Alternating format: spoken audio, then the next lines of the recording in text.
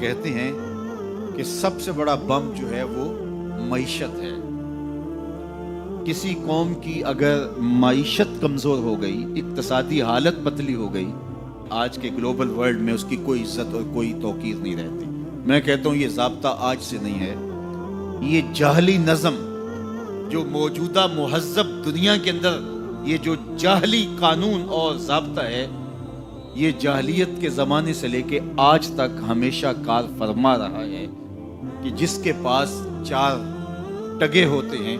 اس کی بات بھی غور سے سنی جاتی ہے، اور جس کے پاس دولت نہیں ہوتی اس کی سمجھداری پر مشتمل باتوں کو بھی حفوات کہہ کے رد کر دیا جاتا ہے۔ اور اگر آپ کے گھر میں دانے ہیں تو آپ کے گملے بھی سیانے ہیں، اور اگر آپ کے پاس کچھ نہیں ہے اور آپ فصاحت و بلاغت کے امام ہیں تو آپ کی بات کی کوئی اہمیت نہیں ہے۔ عربی کا ایک شعر ہے کہ فصاحت و صحبان و خط و ابن مکلا و حکمت و لقمان و زہد و ابن ادہمی اذا اجتمعت فی المرء والمرء مفلس فلیس لہ قدر بمقدار درہمی۔ صحبان جیسی فصاحت ہو، ابن مکلا جیسا خط ہو، ابراہیم ادہم جیسا زہد ہو، اور لقمان جیسی حکمت ہو، اور یہ ساری چیزیں ایک وجود میں جمع کر دی جائیں، یہ ساری خوبیاں ایک شخص میں جمع ہوں، والمرء مفلس، لیکن وہ شخص ہو غریب، فلیس لہ قدر بمقدار درہمی، تو اس کا ایک کوڑی مل نہیں ہے۔ یہ دنیا کا ضابطہ ہے، یہ دنیا کا جھوٹا نظم ہے، اور شروع سے آج تک یہ قانون دنیا کا اندھا قانون کار فرما ہے۔ تو اگر آپ کے پاس دولت نہیں ہے، آپ کی معیشت مضبوط نہیں ہے، آپ اقتصادی حالت کمزور رکھتے ہیں، تو پھر نہ آپ کی بات سنی جائے گی اور نہ آپ کی کوئی توقیر ہوگی۔ اقوام عالم کے اندر اپنے آپ کو کھڑا کرنے کے لیے اپنی اقتصادی حالت آپ کو بہتر کرنی ہوگی، اور اقتصادی حالت بہتر کیسے ہوگی؟ دیانت اور سچائی کے ساتھ اگر آپ بڑھیں گے تو آپ کو رستے نصیب ہوتے چلے جائیں گے، اللہ آپ کی مدد کرے گا، اللہ آپ کی نصرت کرے گا۔ دیانت کے ساتھ اور سچائی کے ساتھ جو قومیں آگے بڑھی ہیں، وہ قومیں کافر بھی ہوں تو انہیں راستے ملے ہیں،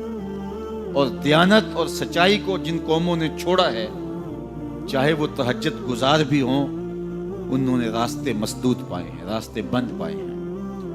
اس لیے یہ اللہ کا ضابطہ ہے، اللہ کا قانون ہے کہ اللہ جل شانہ اپنے طے شدہ اصولوں سے انحراف نہیں کرتا۔ تو اگر ہم چاہتے ہیں کہ ہم آگے بڑھیں تو ہم سب کو دیانت کے ساتھ، سچائی کے ساتھ آگے بڑھنا ہوگا۔ جن قوموں کے اندر خیانت آ جاتی ہے، وہ خیانت کسی بھی رنگ اور کسی بھی روپ میں ہو، وہ قومیں کبھی بھی آگے نہیں بڑھ سکتی، وہ قومیں پیچھے رہ جاتی ہیں۔ اور جو قومیں سچ کی بجائے جھوٹ کو فن سمجھ لیتی ہیں اور وتیرہ بنا لیتی ہیں، وہ قومیں بھی برباد ہو جاتی ہیں اور اپنی عزت کھو دیتی ہیں۔ آج دنیا کے اندر اگر ہم نے عزت کو حاصل کرنا ہے تو ہمیں دیانت اور سچ کو تھامنا پڑے گا۔ میں یہاں بیٹھ کے یہ بات کر رہا ہوں، میری بات آپ تک اور سوشل میڈیا کے ذریعے کچھ لوگوں تک تو پہنچ سکتی ہے، لیکن میں اس کے باوجود یہ بات اس لیے کر رہا ہوں، کم از کم جو میرے حصے کا کام ہے اس سے تو میں عہدہ برا ہو سکوں، اور آپ بھی اپنے حصے کے کام سے کبھی بھی غافل نہ ہوں۔